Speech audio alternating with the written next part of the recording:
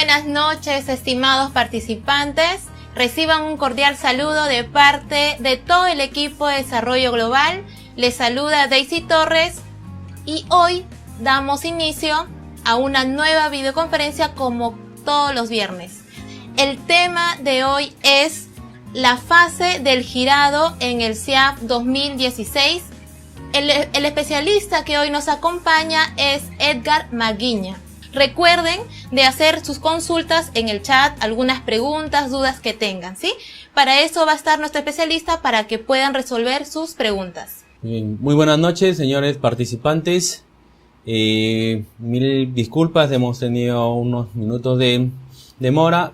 Bueno, a pesar de las previsiones que uno hace, no solo tenemos aquí un clima muy caluroso, sino que el tráfico es en realidad muy denso en nuestra ciudad. Muy bien, entonces hoy vamos a conversar precisamente de una fase muy importante y de gran responsabilidad para la administración financiera del sector público. Y tiene que ver precisamente con el giro dentro del módulo administrativo del CIAF. De acuerdo a la Ley General del Sistema Nacional de Presupuesto 28411, la Ley General del Sistema Nacional de Tesorería 28693, vamos a encontrar nosotros que las fases diferenciadas para las operaciones de gasto en las entidades del sector público que hacen uso de la herramienta del Sistema Integrado de Administración Financiera, CIAF, solo son tres. En esas leyes van a encontrar solo tres fases: el compromiso, el devengado y el pago en las leyes. ¿Sí? En tanto, en el módulo administrativo del CIAF, vamos a encontrar más fases de las que estamos mencionando. Hemos dicho compromiso de devengado, pago, inclusive en la Ley General del Sistema Nacional de Tesorería.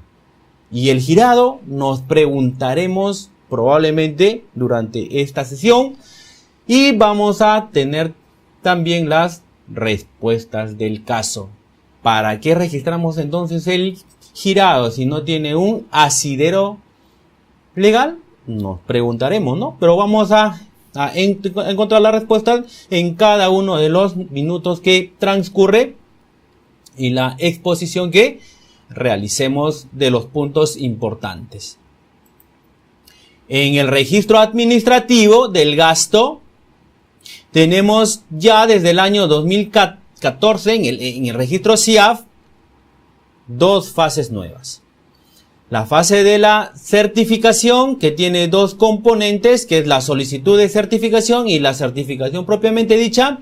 Tenemos la otra fase que es nueva, el compromiso anual.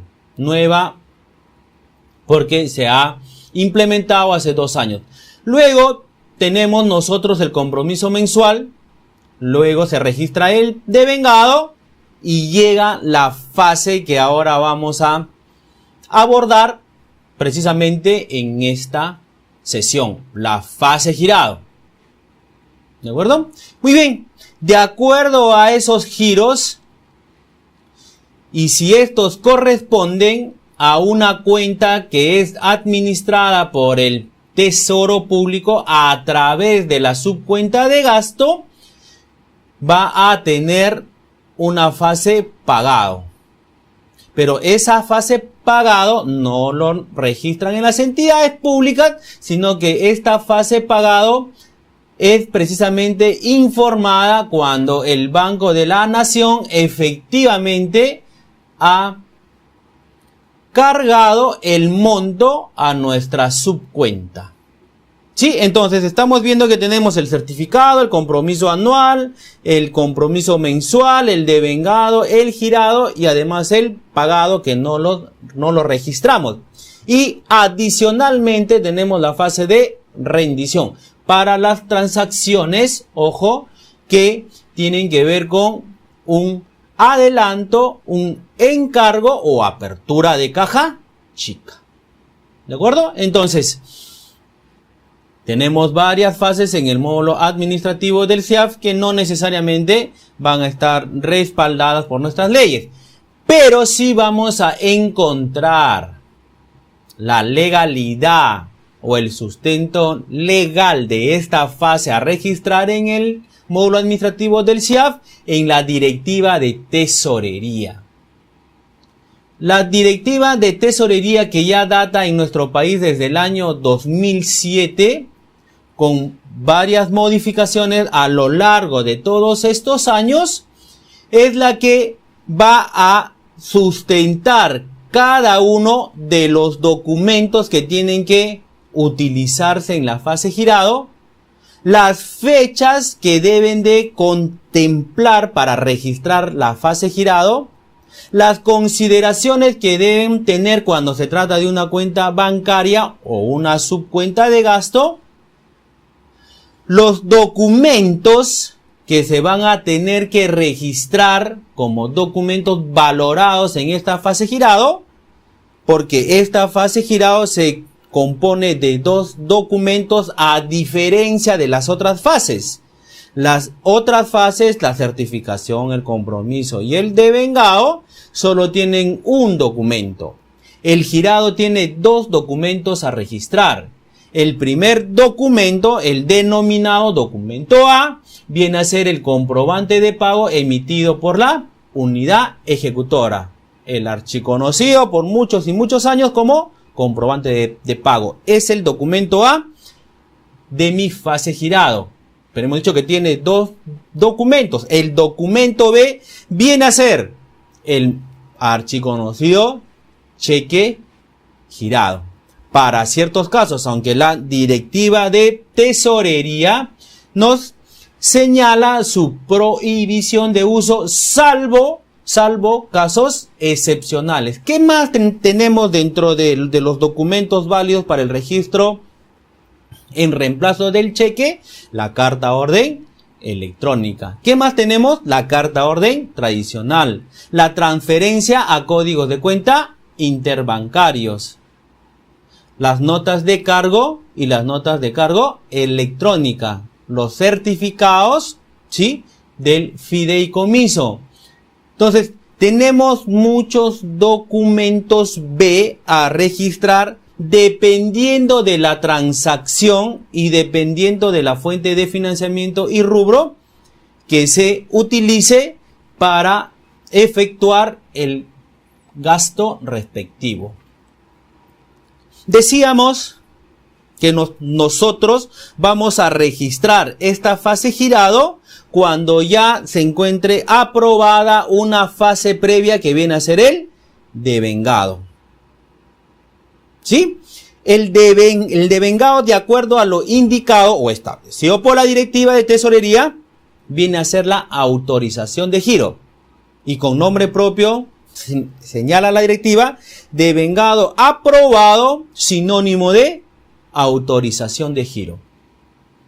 Entonces, cuando nosotros en el módulo administrativo tengamos el devengado aprobado, quiere decir que ya nos encontramos dispuestos a registrar la fase girado. ¿Sí? Muy bien, entonces esta fase girado no se va a registrar solo porque la entidad tiene una necesidad u obligación de hacerlo. No. La fase girado tiene unos techos, si es que así se puede llamar, financieros. Que son dos los instrumentos que se usan como techo. El calendario de pago y la asignación financiera.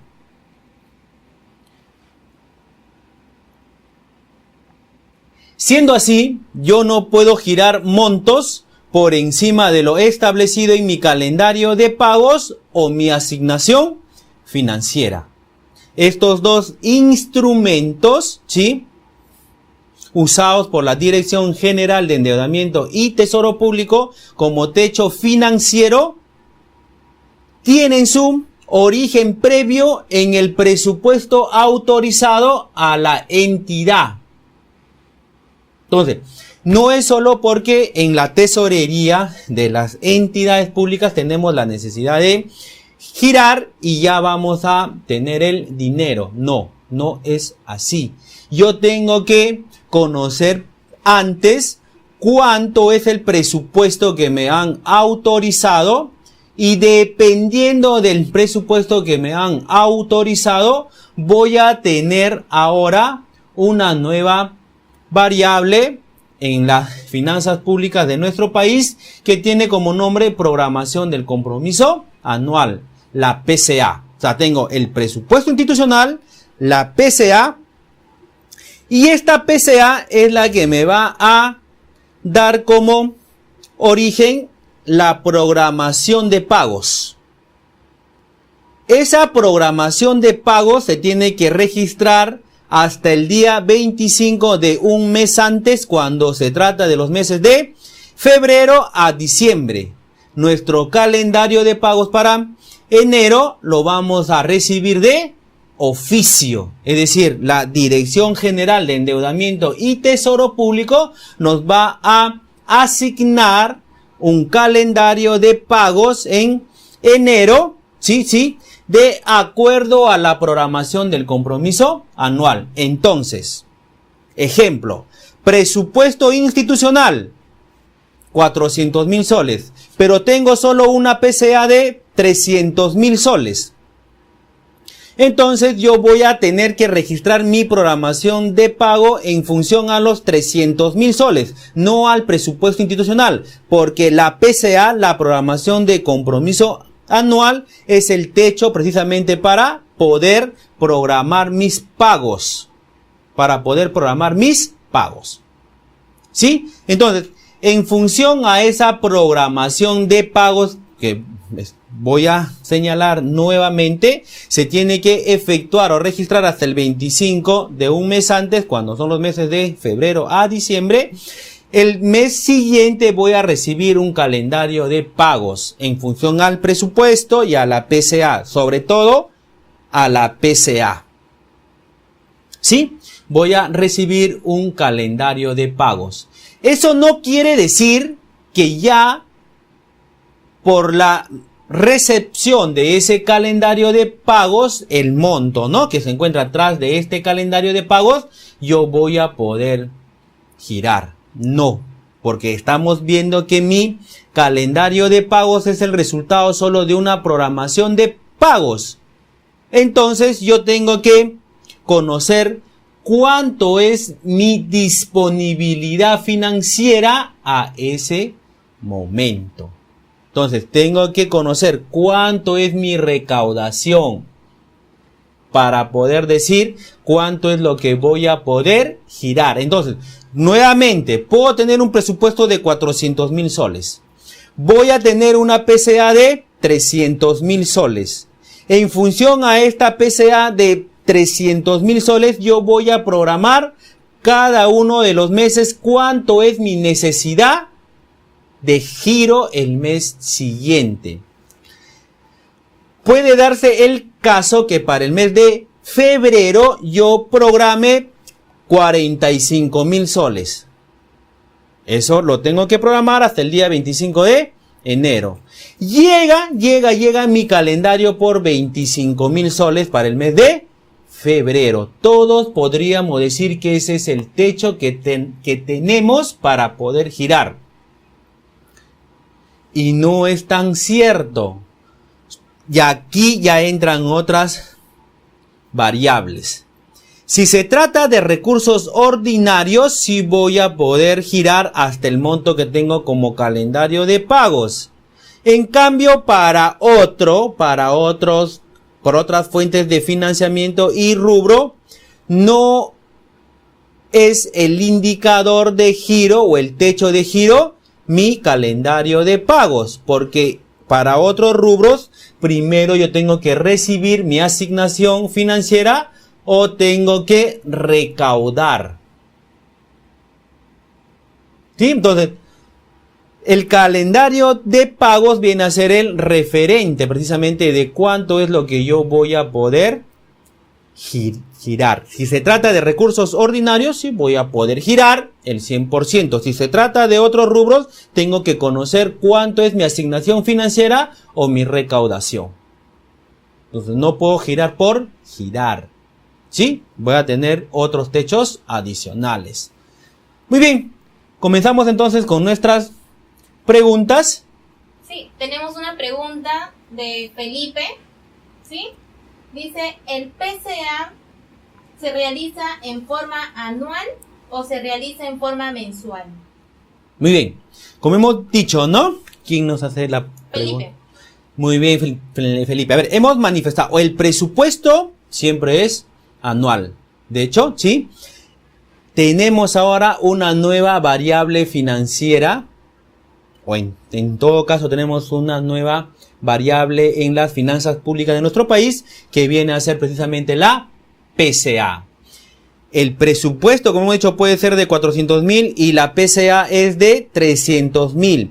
Esta PCA, como su nombre señala, es la programación de compromiso anual. Entonces, esta PCA viene a ser ahora el verdadero techo presupuestario que las entidades públicas tienen para todo el año. En función a esa PCA, se programará el calendario de pagos de acuerdo a la necesidad que tengamos mes a mes. ¿Tenemos otra pregunta? Sí, tenemos muchas preguntas con respecto a las preguntas que ustedes también nos han formulado en nuestra página, ¿sí? Un saludo para Luis Fernández, que nos hace esa pregunta. Dice, ¿qué documentos y datos se considera para realizar la fase del girado? Muy buena pregunta. A ver, primero hemos manifestado que la fase girado, a diferencia de las otras fases, tiene dos documentos a registrar. El primer documento a registrar viene a ser el comprobante de pago. Todas las entidades públicas, por normas generales de tesorería, tienen que emitir un comprobante de pago donde se va a detallar los datos que conciernen precisamente a ese desembolso financiero. Pero no solo necesitamos el comprobante de pago, sino que además necesitamos otro dato más, que puede ser el cheque, o que puede ser una carta orden tradicional, o puede ser una carta orden electrónica. Muy bien, entonces, no solo necesitamos el comprobante de pago con su número y todo el detalle necesario, sino que también estamos diciendo que necesitamos el cheque. Además, necesitamos la fecha, pues, ¿no? Una fecha en la que estamos girando precisamente este dinero. ¿Qué más? ¿Qué otros datos más vamos a necesitar? Vamos a necesitar la fuente de financiamiento, el rubro y el tipo de recurso del cual vamos a efectuar el cargo para luego poder pagar. ¿Qué más vamos a necesitar? Vamos a necesitar el banco, el año en el que se aperturó la cuenta y la cuenta a la cual, en todo caso, la cuenta bancaria o la subcuenta bancaria a la cual vamos a imputar o afectar estos gastos. ¿Sí? Entonces, son varios datos lo que nosotros tenemos en la fase girado. El comprobante de pago, por supuesto con su número, la fecha, la mejor fecha de pago, cuando nosotros creemos que vamos a pagar ese giro, mejor fecha de pago, fuente de financiamiento, rubro, tipo de recurso, el banco, el año en el que se aperturó la cuenta y el código de la cuenta bancaria. ¿Sí? ¿Qué más? En la parte inferior, en el otro dato del documento, vamos a necesitar, si fuese un cheque, el número de ese cheque, el nombre del beneficiario y el monto que se va a desembolsar. Esos son los datos en general que se necesitan en el módulo administrativo para poder registrar la fase girada. Un saludo para Carlos. Carlos Fernández nos pregunta, A ver. Nos dice, ¿qué se necesita para hacer una unidad ejecutora? A ver, Carlos. Las unidades ejecutoras en nuestro país son creadas por ley. ¿Sí? Son creadas por ley. Y estas se crean precisamente con la ley de presupuesto de cada año. Hay requisitos mínimos establecidos precisamente por la Dirección General de Presupuesto Público y respaldada por los otros entes rectores de la administración financiera en nuestro país. Los tres entes rectores en nuestro país de la administración financiera del sector público son la Dirección General de Presupuesto Público, la Dirección General de Endeudamiento y Tesoro Público y la Dirección General de Contabilidad Pública. La Dirección General de Presupuesto Público es la que establece los requisitos mínimos para que una entidad pública pueda ser reconocida como unidad ejecutora. Estaba diciendo, casi todas las unidades ejecutoras nuevas durante estos 10 últimos años, ¿sí?, han sido creadas mediante ley de presupuesto y otras con decretos supremos. ¿Y cuáles serán los requisitos mínimos? Nos dicen que deben de administrar un presupuesto de 10 millones de soles. Deben de ser, o en todo caso, encontrarse ubicadas en una zona geográfica que no sea adyacente a otra unidad ejecutora. ¿Qué más nos dicen? Que debe de contar con el personal, ¿sí?, para que pueda iniciar sus operaciones. A grandes rasgos lo que se solicita en nuestra ley de presupuesto. Sí, otra pregunta de Carmen. Un saludo, Carmen. Carmen nos dice, ¿existe un monto límite para girar en cheques? ¿Existe un monto límite para girar por transferencia a cuenta interbancaria? Así es, Carmen. Sí existen montos límites y esos montos límites son establecidos no por el Banco de la Nación, no por la Dirección General de Endeudamiento y Tesoro Público, sino que estos son establecidos por una Cámara de Compensación, en coordinación, claro está, con el Banco de la Nación y con la Dirección General de Endeudamiento y Tesoro Público. La Cámara de Compensación solo va a ser participante de los procesos de pago cuando se giren con códigos de cuenta interbancario. En este momento tenemos un máximo para los giros de códigos de cuenta interbancarios, es decir, para que se le abone a un proveedor un monto de 236.000 nuevos soles. En los cheques, el monto que se va a girar es mucho menor, ¿sí?, al que se puede transferir con un código de cuenta interbancario. Estamos llegando a ver en oportunidades cheques hasta de 98.000 soles, pero esos cheques no solo tienen que ser firmados por dos responsables, sino que estos responsables tienen que acercarse además a las entidades bancarias, ¿sí?, para que pueda ser efectuado su pago. La confrontación de estos montos es mucho más rigurosa cuando los cheques contienen precisamente dichas cifras. Sí, continuamos con otra pregunta. Claudia Celestino nos pregunta, una vez girado por error se digitó mal el RUC. Desde el compromiso, ¿cómo podría ser para cambiar el RUC sin anular el girado? ¿Es eso posible, doctor? No, no es posible. En el módulo administrativo del CIAF tenemos la posibilidad de modificar el RUC si y solo si nuestro registro se encuentre en la fase de compromiso. Nada más.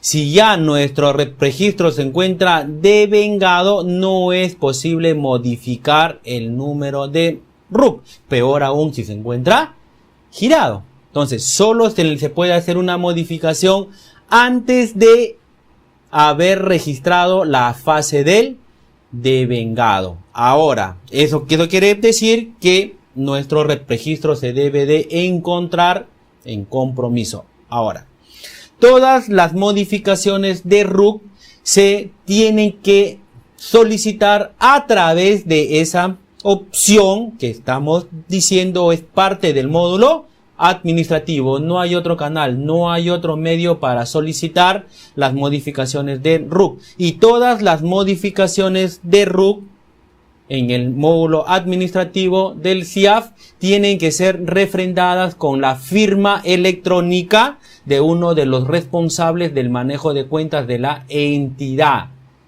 Se solicita que sea el jefe de OGA, de la Oficina General de Administración. Es el único que con su firma electrónica puede solicitar la modificación del RUC en la fase del compromiso. El único que puede hacerlo. Otro responsable no lo puede hacer.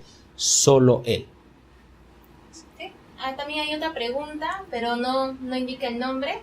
Dice, ¿qué incidencia presupuestal tiene una devolución con T6 en el ejercicio 2015 y un T6 en el periodo 2016?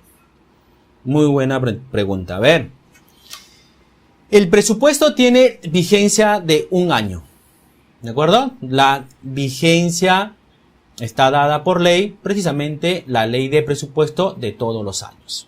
Muy bien, entonces, si estamos conversando de una devolución con T6, nos dicen, ¿no? Sí, T6. ¿Sí? Eso quiere decir que nos están devolviendo dinero u otro medio físico para que este pueda ser depositado en la entidad pública y luego este dinero finalmente depositado con este T6 hacia la cuenta principal del Tesoro Público. Entonces estamos diciendo, si yo he pagado a un trabajador, estamos diciendo pagado, es más, las devoluciones solo se configuran cuando el gasto ya se encuentre pagado. No existen devoluciones cuando un expediente SEAF, un registro SEAF, se encuentre solo en la fase girado. No, tiene que haberse pagado para que se configure la devolución. Por lógica, ¿no?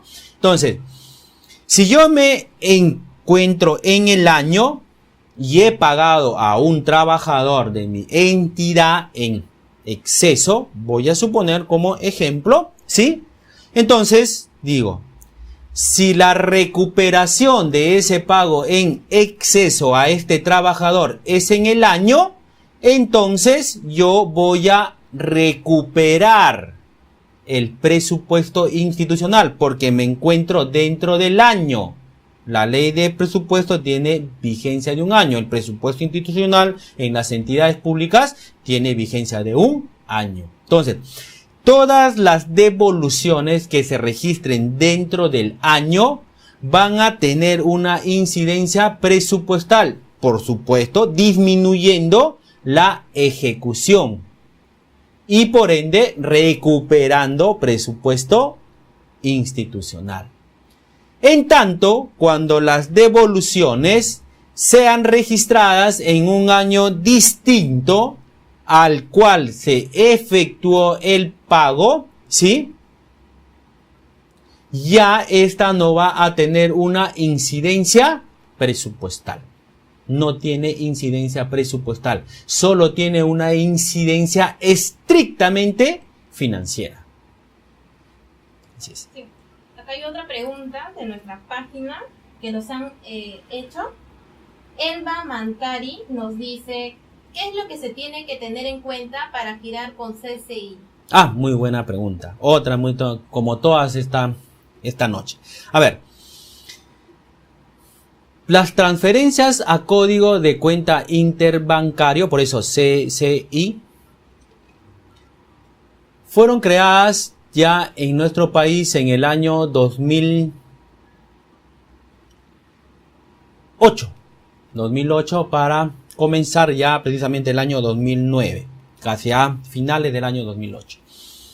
Muy bien, desde ese año se establecieron en nuestro país los requisitos para poder efectuar pagos con código de cuenta interbancario. ¿Cuáles son? Los requisitos son: 1. Tener la carta de autorización del proveedor o del contratista, de ser el caso, ¿sí? Señalando que este está precisamente autorizando todo pago con abono hacia su código de cuenta interbancario. El proveedor o el contratista tiene que remitir o presentar esa carta de autorización a la entidad pública. En esa carta de autorización, este proveedor, ¿sí?, tiene que señalar cuál es el banco y cuál es el número de su código de cuenta interbancario, que precisamente son 20 dígitos. ¿Sí?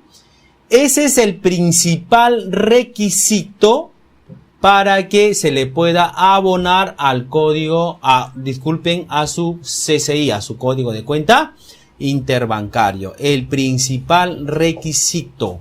Sin este requisito, la entidad no puede atribuirse, ¿sí?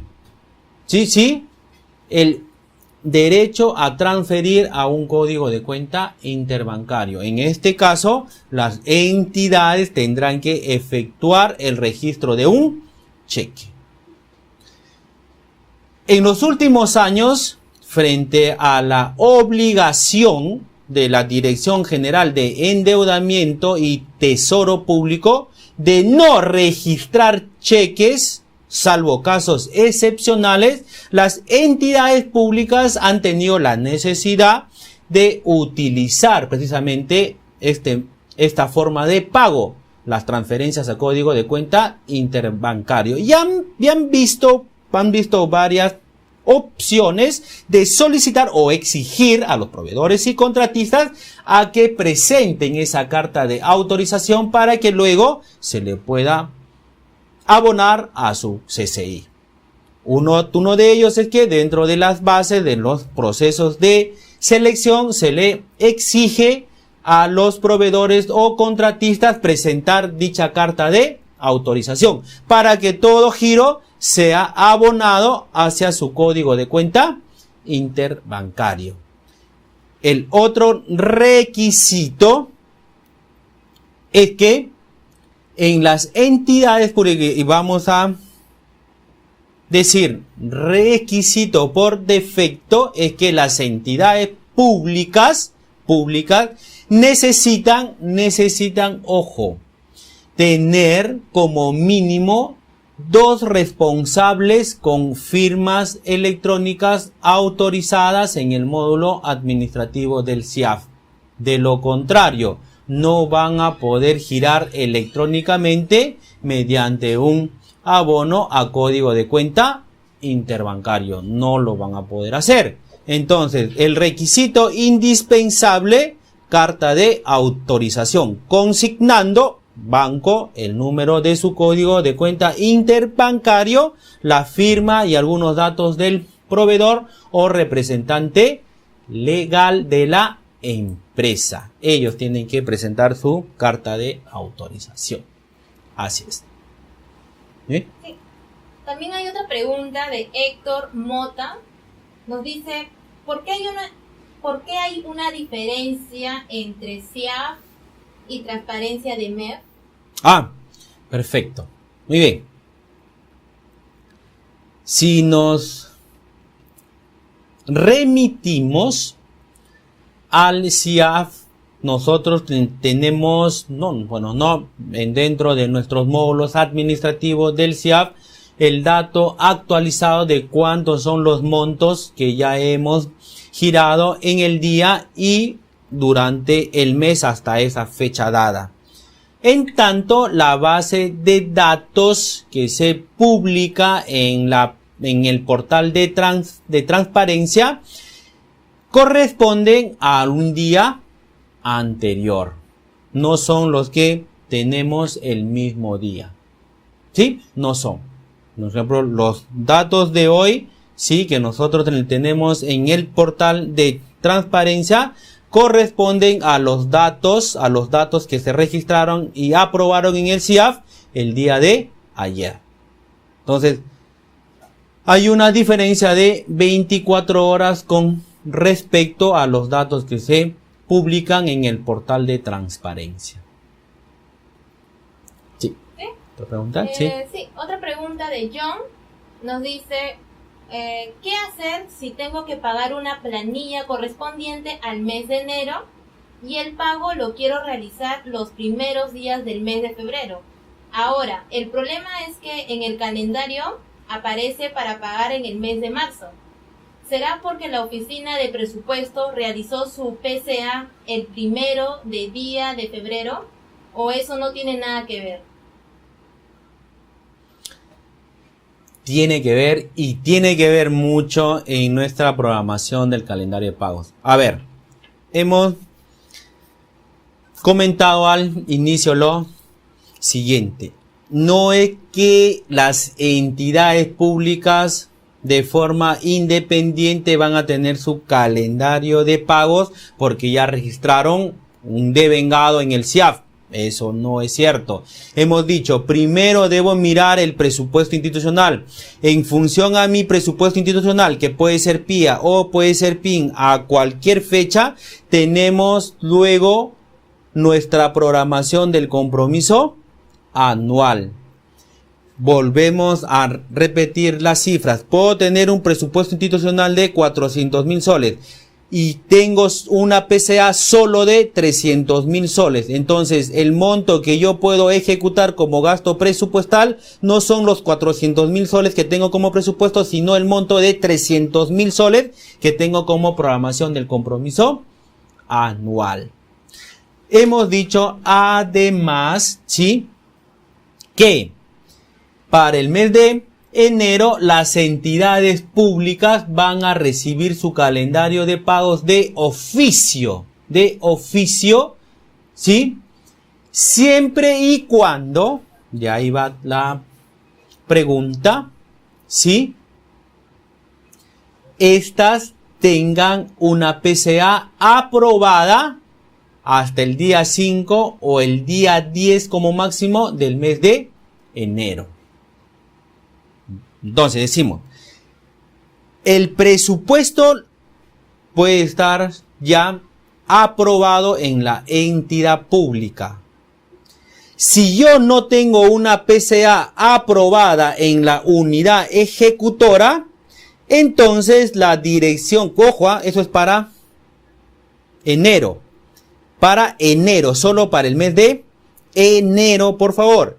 Tengo un presupuesto institucional, tengo una PCA, pero si yo no he distribuido desde el módulo de proceso presupuestario esta PCA a la unidad ejecutora, porque la PCA se administra por pliego y luego los pliegos tienen que distribuir esta PCA a cada una de sus unidades ejecutoras.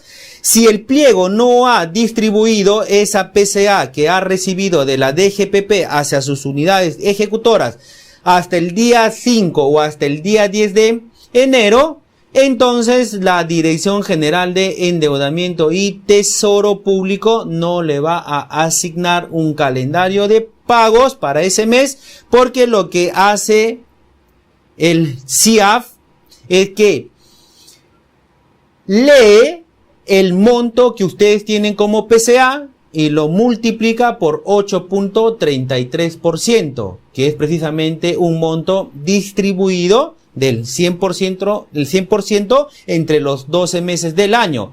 Y resulta 8.33. Ese 8.33% lo multiplica por el monto de la PCA que ustedes tienen como unidad ejecutora. Pero si a ese momento no han tenido PCA, o ha sido 0, entonces va a multiplicar 8.33% por 0. ¿Y cuánto es su calendario de pagos?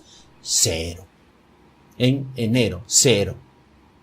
Entonces, la PCA tiene una incidencia directa cuando nos encontramos en el mes de enero. Y para los meses de febrero a diciembre, yo como ejecutora quien va a programar mi calendario de pagos. ¿En función a qué? A la cifra que tengo en la PCA.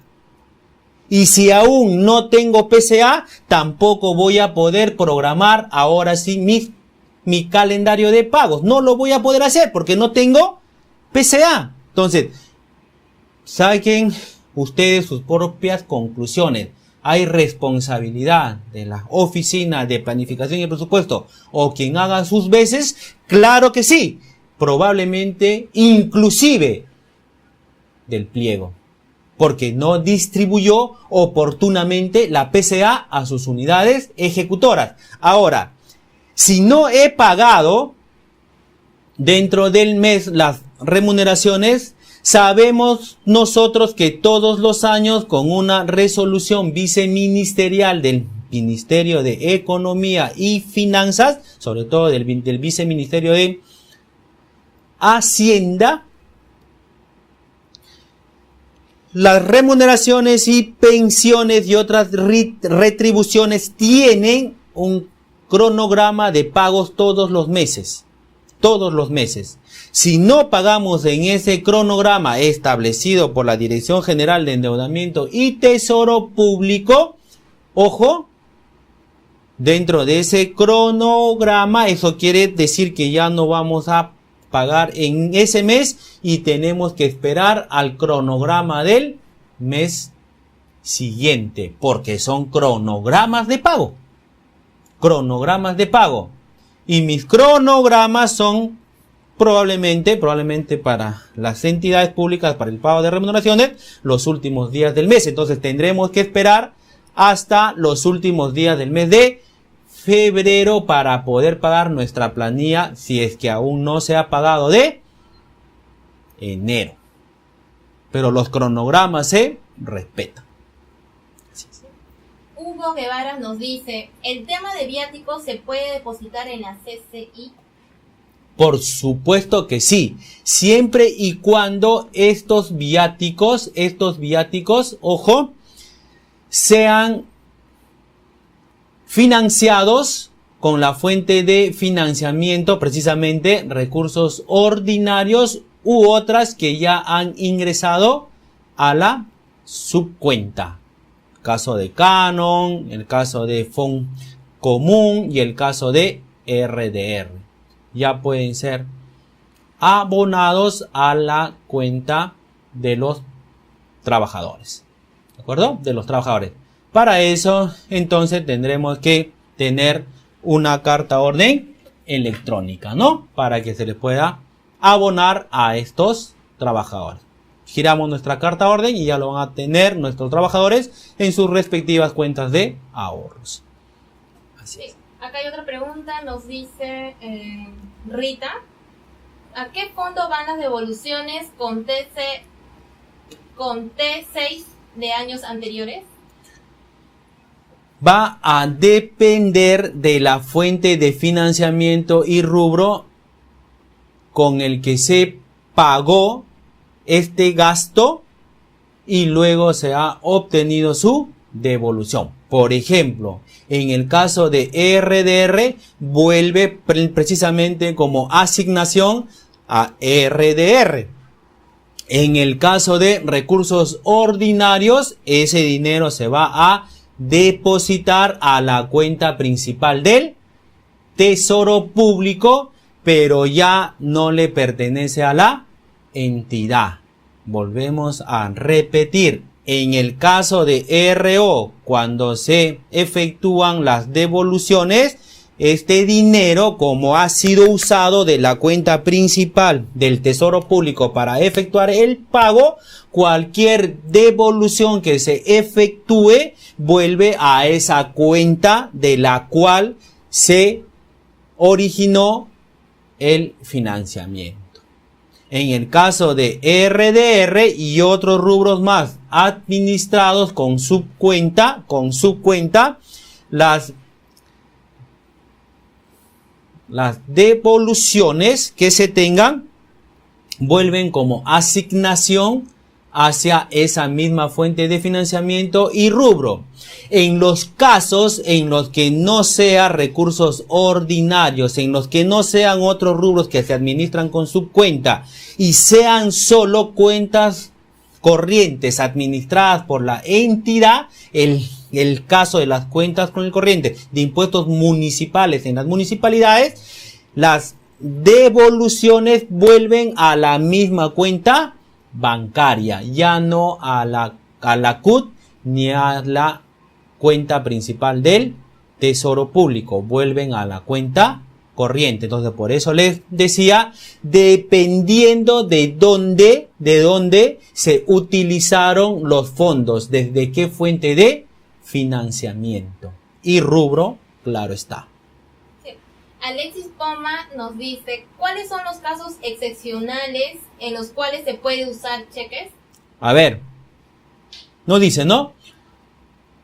Cuando en la entidad pública no existan dos responsables para poder usar las firmas electrónicas. Sabemos todos que cualquier forma de pago debe tener como mínimo la firma de los dos responsables, como mínimo. Entonces, frente a los casos en los que en la entidad pública no existiesen dos responsables de las firmas electrónicas, nos vemos en la obligación de utilizar o registrar cheques cuando urge dicho pago.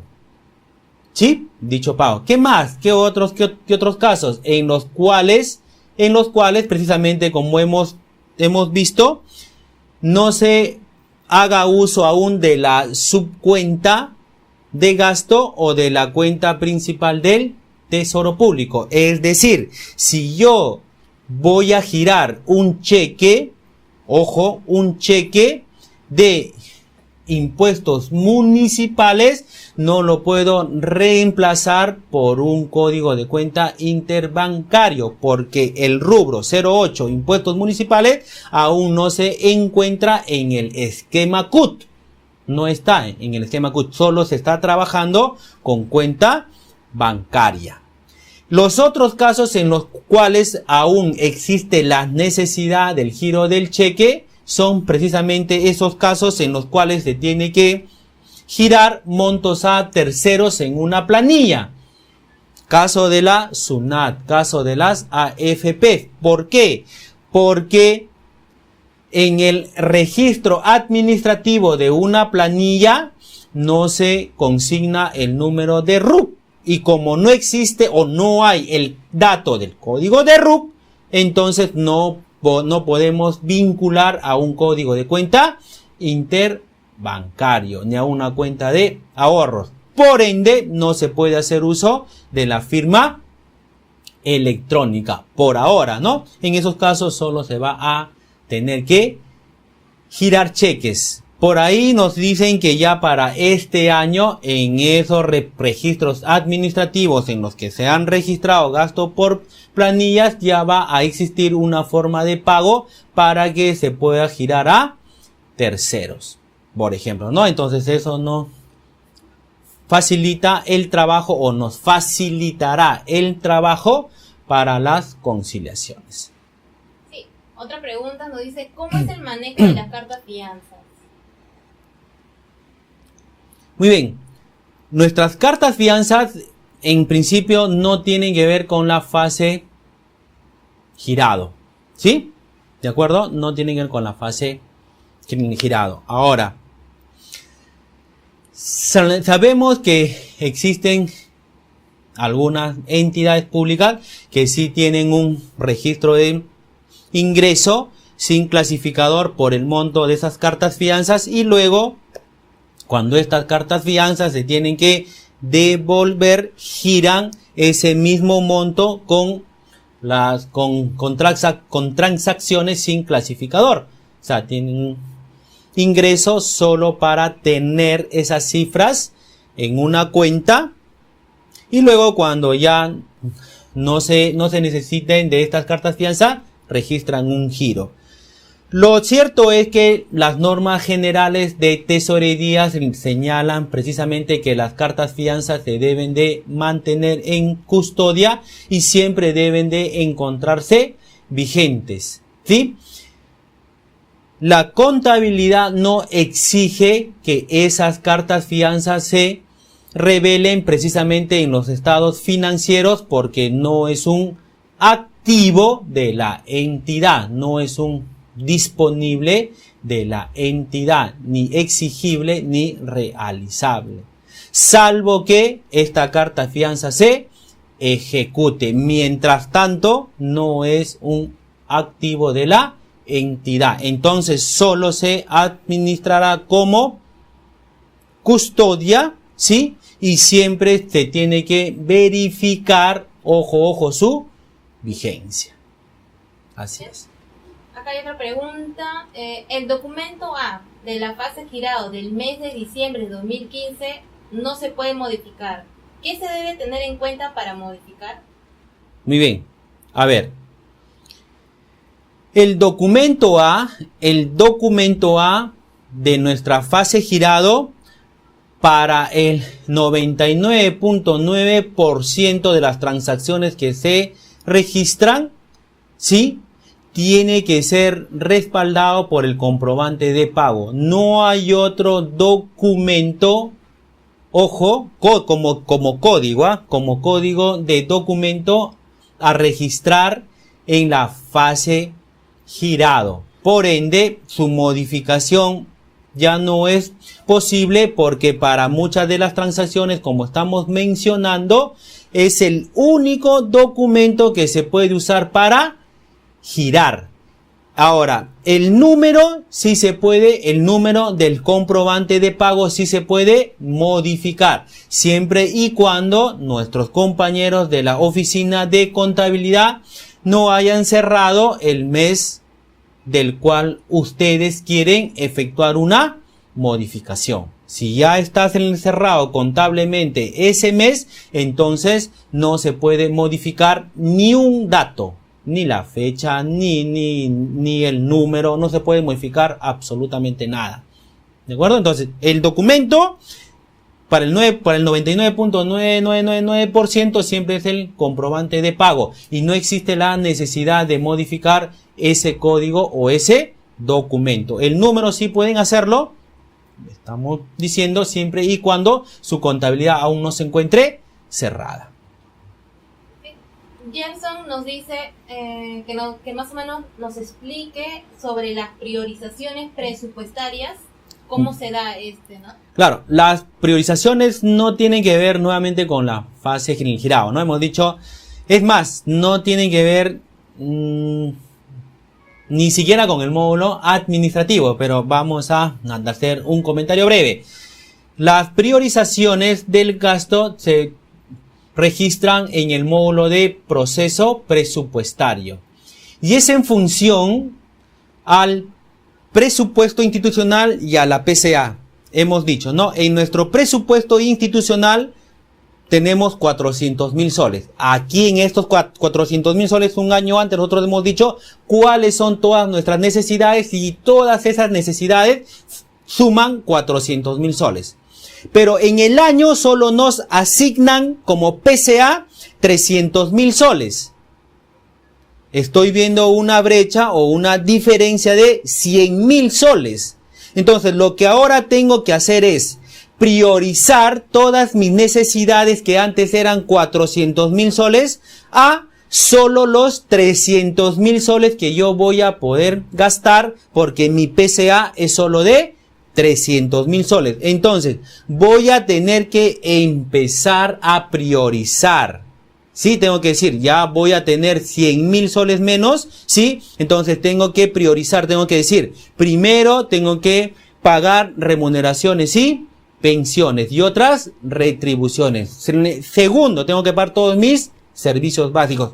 Y así, tengo que priorizar por conceptos en el módulo de proceso presupuestario. Claro está que si yo tengo un presupuesto de 400.000 soles y tengo una PCA de 400.000 soles, es decir, el mismo monto, entonces en ese caso yo voy a poder priorizar todas mis necesidades de gasto.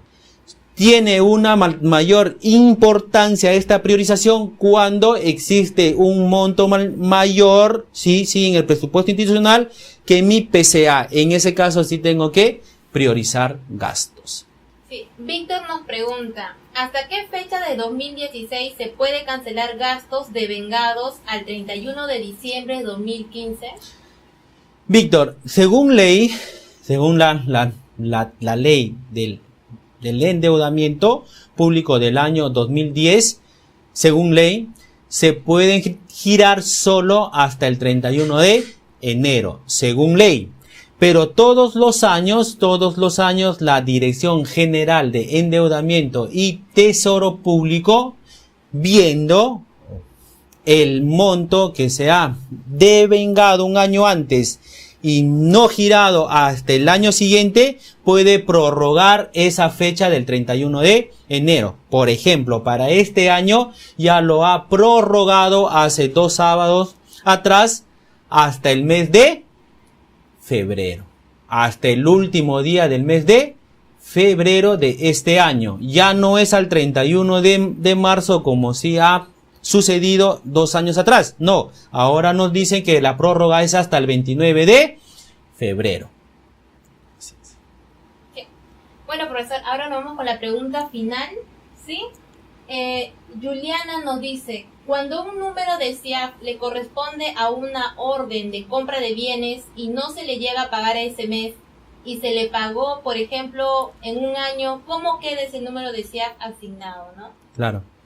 Mira, Juliana, esta pregunta puede causar cierta, o en todo caso, la respuesta a esta pregunta puede causar cierta incomodidad, pero nos tenemos que sujetar a las disposiciones legales. Nos dice que solo se van a poder reconocer los gastos en el ejercicio inmediato siguiente cuando como mínimo se ha comprometido un año antes en el presupuesto institucional. ¿De acuerdo? Entonces quiere decir que si yo voy a querer reconocer un gasto del año 2015 para que se pague en el año 2016, como mínimo ese gasto tenía que haberse encontrado comprometido en el CIAF en el año 2015. Si no se comprometió en el año 2015, este gasto no puede ser reconocido en el año 2016. Para que pueda ser reconocido, la Ley General del Sistema Nacional de Presupuesto, Ley 28411, en su artículo 37, nos señala: